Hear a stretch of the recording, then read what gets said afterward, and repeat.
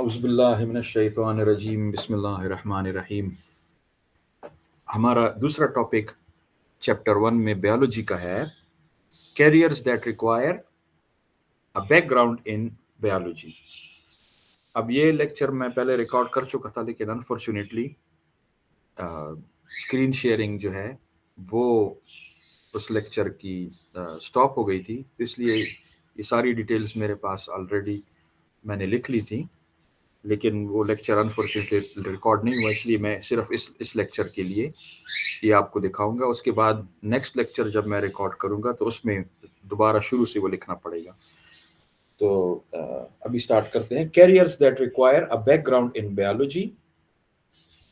यहाँ पर जब हम सेकेंडरी स्कूल सर्टिफिकेट और उसके बाद हायर सेकेंडरी स्कूल सर्टिफिकेट ले लेते हैं, यानी ग्रेड 10 और ग्रेड 12 पास कर लेते हैं, तो फिर उसके बाद बहुत सारी अपॉर्चुनिटीज़ हमारे पास होती हैं।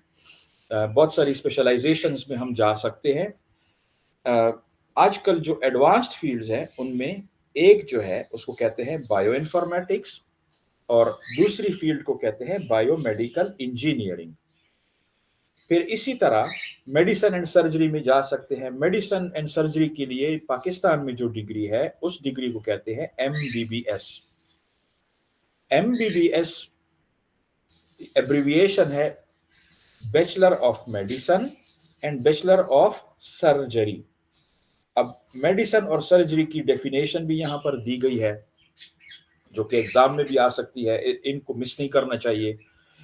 मेडिसिन की डेफिनेशन ये है कि हम कोई डिजीज को ट्रीट करते हैं, सॉरी, हम किसी डिजीज को डायग्नोस करते हैं पहले, यानी किस किस्म की डिजीज है, फिर उसके बाद उसकी ट्रीटमेंट करते हैं। यानी अगर हमारे गले में दर्द है तो किस वजह से दर्द है, हमारे सर में दर्द है क्यों ये दर्द हो रहा है, किसकी जरिए ये, किसकी वजह से ये दर्द हो रहा है, पहले उसको डायग्नोस करते हैं, आइडेंटिफाई करते हैं डिजीज को, फिर उसकी ट्रीटमेंट करते हैं। ये फील्ड आती है मेडिसिन में। इसके अलावा दूसरी फील्ड जो सर्जरी का इसमें बताया गया है कि बैचलर ऑफ सर्जरी।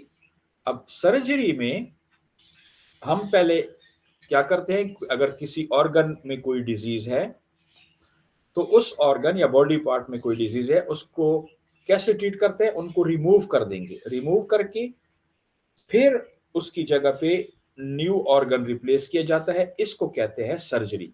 और सर्जन्स जो है वो इस फील्ड में स्पेशलिस्ट होते हैं। दूसरी फील्ड इसमें फिशरीज की है, यानी मछलियों से रिलेटेड, इनके स्पेशलिस्ट्स उनको कहा जाता है वाइल्ड लाइफ स्पेशलिस्ट्स, और या फिशरी बायोलॉजिस्ट भी कहा जाता है। इनका काम होता है, फिशरी बायोलॉजिस्ट का, ये फिश प्रोडक्शन की इम्प्रूवमेंट करते हैं। फिशरीज में वाइल्ड लाइफ स्पेशलिस्ट्स ये मुख्तलिफ किस्म की फिश दुनिया में जितनी भी या किसी कंट्री में पाई जाती हैं उनकी स्टडी वो करते हैं। फिर तीसरी फील्ड है जिसमें ग्रेड 12 के बाद, FSC के बाद जाया जा सकता है, हायर सेकेंडरी स्कूल के बाद, उसको कहा जाता है एग्रीकल्चर एंड फार्मिंग। एग्रीकल्चर का क्या मतलब है, डेफिनेशन क्या है इसकी, टू कल्टीवेट प्लांट्स, यानी हम अगर क्रॉप्स एंड फॉडर को कल्टीवेट करें, किसके लिए, as a food for human and animals, human के लिए एज अ फूड और एनिमल्स के लिए, और साथ साथ में या उसमें से वूल निकाले, या फॉर वूल की प्रोडक्शन के लिए, जैसे एनिमल्स को वूल के लिए यूज किया जाता है, या कॉटन प्लांट्स कल्टीवेट किए जाते हैं कॉटन को निकालने के लिए, और भी बहुत सारे प्रोडक्ट्स, इसको कहते हैं एग्रीकल्चर फील्ड। एग्रीकल्चर की डिग्री लेके जो स्पेशलिस्ट्स बनते हैं उनमें फूड स्पेशलिस्ट्स होते हैं, एग्रीकल्चर इंजीनियर्स होते हैं, एंटोमोलॉजिस्ट्स जो एंटोमोलॉजिस्ट्स इंसेक्ट से रिलेटेड होते हैं, और हॉर्टिकल्चरिस्ट्स भी होते हैं। इसकी एक्सप्लेनेशन आगे। हॉर्टिकल्चरिस्ट्स वो होते हैं जो कोई भी फ्लावर्स गार्डन या प्लांट्स गार्डन में ऑर्नामेंटल पर्पस के लिए वो कल्टीवेट करते हैं। फिर एक और फील्ड है उसको कहा जाता है एनिमल हस्बेंड्री। एनिमल हस्बेंड्री का मतलब है to take care about breeding, यानी ब्रीडिंग का मतलब ये है कि अगर हमें चाहिए ऐसे शीप, यानी भेड़ जो है, ऐसी शीप हमें चाहिए, या गोट बकरी जो है, हमें ऐसी गोट चाहिए जिसमें ज्यादा मीट हो, क्योंकि मीट के लिए हमें चाहिए होते हैं। तो क्या करते हैं इसमें ब्रीडिंग में, कोई ऐसा मेल, स्ट्रॉन्ग मेल सेलेक्ट करते हैं शीप का या गोट का, और ऐसा स्ट्रॉन्ग मेल शीप का सेलेक्ट करते हैं या गोट का, अगर शीप शीप क्रॉस है या गोट गोट क्रॉस है, फीमेल शीप और फीमेल गोट को सेलेक्ट करते हैं और उनका क्रॉस करते हैं, और उनके जो बच्चे पैदा होते हैं वो बच्चे उनमें वो स्ट्रांग भी होंगे, और उनका मीट भी ज्यादा ज्यादा हो, और वो डिजीज की भी उनमें रेजिस्टेंस ज्यादा हो। तो इस टेक्निक को कहते हैं ब्रीडिंग, जो कि सदियों से चली आ रही है। जितने भी हमारे फार्मर्स हैं वो ब्रीडिंग उसको यूज कर रहे हैं। या फिर प्रोडक्शन किसी एनिमल्स की हम करते हैं, यानी यही जो मैंने एक्सप्लेन किया है कि जो नेक्स्ट जनरेशन होगी, जो बच्चे पैदा होंगे, वो उनको एनिमल्स कहेंगे। लेकिन यहाँ पर एनिमल हस्बेंड्री में एक बात हमें ध्यान रखनी है कि हम किन एनिमल्स की बात कर रहे हैं। हम वाइल्ड एनिमल्स की बात नहीं कर रहे, हम डोमेस्टिक एनिमल्स की बात कर रहे हैं। डोमेस्टिक एनिमल्स में शीप, गोट, काउ, बफेलो, कैमल और इस तरह और भी जितने भी, हॉर्स, ये जितने भी एनिमल्स हम घर में रखते हैं अपने साथ, अपने फार्म्स में रखते हैं, वो डोमेस्टिक एनिमल्स कहलाते हैं, वाइल्ड एनिमल्स नहीं। वाइल्ड एनिमल्स लाइक लाइन, वो इसमें नहीं आता है। फॉक्सेस, या कोई भी ऐसा एनिमल जो जिसको हम डोमेस्टिकेट नहीं करते हैं, वो इसमें नहीं आता है। अच्छा, अब एनिमल हस्बेंड्री की डेफिनेशन क्या है? To take care about breeding, production and health of domestic animals. अब डोमेस्टिक एनिमल्स में कोई सी भी एग्जांपल आप दे सकते हैं, अगर एग्जांपल पूछे, वरना ये सिर्फ समझाने के लिए है कि शीप, गोट, काव, बफेलो, कैमल, ये सारे जितने भी हैं, ये वो डोमेस्टिक एनिमल्स कहलाए जाते हैं। जो भी डिग्री लेके एनिमल हस्बेंड्री से फारिग होता है उनको कहा जाता है वेट्स, या एनिमल ब्रीडर्स, या एनिमल ट्रेनर्स कहा जाता है। एक और फील्ड में भी जा सकते हैं ग्रेड 12 के बाद, उस फील्ड को कहा जाता है बायोटेक्नोलॉजी। अब बायोटेक्नोलॉजी हम एक्सप्लेन कर चुके हैं कि जो ब्रांचेस ऑफ बायोलॉजी थी उसमें हम एक्सप्लेन कर चुके हैं कि लिविंग ऑर्गेनिजम्स को यूज किया जाता है, मैनिपुलेट किया जाता है, किसके लिए? या उसके कोई कंपोनेंट को, फॉर मेकिंग यूजफुल प्रोडक्ट्स, जैसे चीज हो गया, जैसे कोई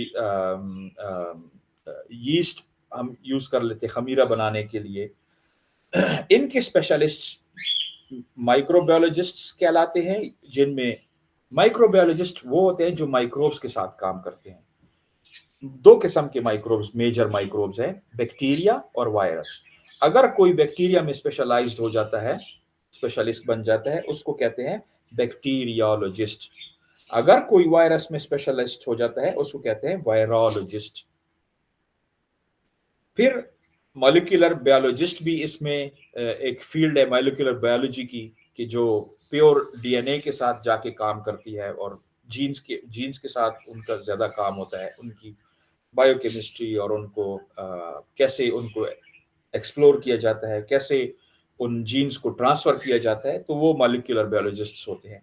बायोटेक्नोलॉजिस्ट वो एक जनरल टर्म है कि बायोटेक्नोलॉजी में अगर कोई स्पेशलिस्ट हो जाता है, लेकिन एक जनरल उसमें फील्ड में होता है, उसको बायोटेक्नोलॉजिस्ट कहा जाता है। फिर नेक्स्ट फील्ड आती है हॉर्टिकल्चर, हॉर्टिकल्चर की फील्ड। अगर कोई स्पेशलाइज इसमें हो जाता है उसको कहा जाता है या तो हॉर्टिकल्चरिस्ट या प्लांट ब्रीडर। लेकिन हॉर्टिकल्चरिस्ट या प्लांट ब्रीडर वो होते हैं जो उन प्लांट्स के साथ काम करते हैं जिनको हम गार्डनिंग में यूज करते हैं, ब्यूटिफिकेशन ऑफ आवर गार्डन। तो हॉर्टिकल्चर का मतलब ये है the art of gardening. Last field है जिसको कहा जाता है फॉरेस्ट्री। फॉरेस्ट्री में क्या होता है कि इसमें फॉरेस्ट्स की टेक केयर की जाती है, और फॉरेस्ट ट्रीज की स्पेशली स्पेशली ये लोग काम करते हैं ट्रीज के साथ। छोटे प्लांट्स के साथ नहीं, हर्ब्स और श्रब्स के साथ नहीं, सिर्फ ट्रीज के साथ ये लोग काम करते हैं। तो ये जब फॉरेस्ट में क्या होता है, जो फॉरेस्ट का ऑफिसर होता है वो planting, managing and caring for forests करते हैं। यानी कोई भी अगर फॉरेस्ट में कहीं पर उसी जो उधर की नेचुरल ट्रीज जो ग्रो हो रहे हैं उन्हीं के सैंपल्स जाके सीड्स लगाने या छोटे सैम्पलिंग लगाने, उनके सैपलिंग्स जिनको आ जाता है, और उनको मैनेज करना, पूरे फॉरेस्ट को मैनेज करना कि कहीं कोई काट ना ले, कहीं कोई जो है तो किस इलाके में फॉरेस्ट जो है अच्छा ग्रो हो रहा है, दूसरे में कम ग्रो हो रहा है, तो उस पर ज़्यादा तवज्जो देनी है। और केयर भी करना। केयर मतलब कि कोई इन ट्रीज को काटे नहीं, यानी जैसे लोग चोरी छुपे जाके ट्रीज काट लेते हैं या फॉरेस्ट को ही खत्म कर देते हैं, तो ये इनका काम होता है कि इसकी केयर करें। जो स्पेशलिस्ट हो जाते हैं उनको फॉरेस्ट ऑफिसर्स भी कहा जाता है।